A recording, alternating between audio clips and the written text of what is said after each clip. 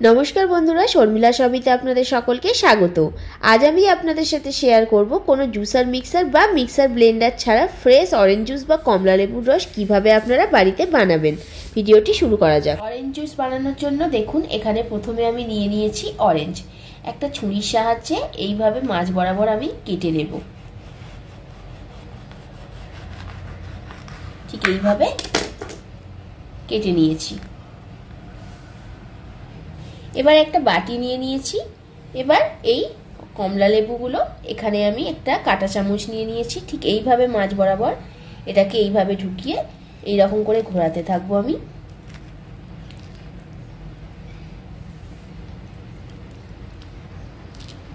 দেখতেই পাচ্ছেন আপনারা, এইভাবে চামচের সাহায্যে ঘুরিয়ে ঘুরিয়ে জুসটা বার করে নিচ্ছি।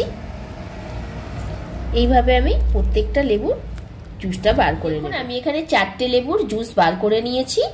এবার এখানে আরো একটা পাত্র আমি নিয়ে নিচ্ছি আর একটা ছাঁকনি নিয়ে নিলাম। এবার এই জুসটাকে আমি এইখানে ছেঁকে নেব, যাতে আমি ফ্রেশ জুসটা পেয়ে যাই। তার জন্য যখন দেখবেন এইসব দানাগুলো আর লেবুর এই পাল্পগুলো এখানে আটকে আছে, তখন চামচের সাহায্যে এইভাবে কিন্তু নাড়াচাড়া করতে থাকবেন। তখন দেখবেন খুব সুন্দরভাবে কিন্তু দেখুন ফ্রেশ জুসটা পড়ে যাচ্ছে নিচে। বাকিটাও সেম ভাবে আমি এইরকম করে ঢেলে নেব।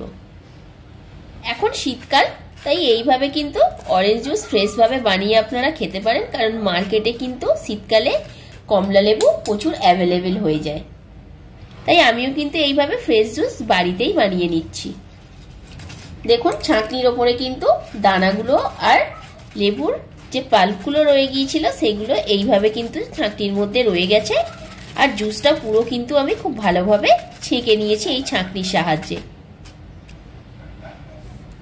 এবার এটাকে আমি সাইড করে দেব। নিয়ে নিয়েছি একটা গ্লাস। এবার এই ফ্রেশ জুসটা আমি এই গ্লাসের মধ্যে ঢেলে দেব। এই অরেঞ্জ জুসের মধ্যে আপনারা চাইলে কিন্তু 1 চিমটি বিট নুনও দিতে পারেন, তাহলে খেতে বেশি ভালো লাগবে। আমি এখানে কোনো কিছুই ব্যবহার করিনি, আপনাদের পুরো ফ্রেশভাবেই দেখালাম। যদি আজকের এই ভিডিও আপনাদের ভালো লাগে তাহলে ভিডিওটি লাইক, কমেন্ট এন্ড শেয়ার করে আমার পাশে থাকবেন।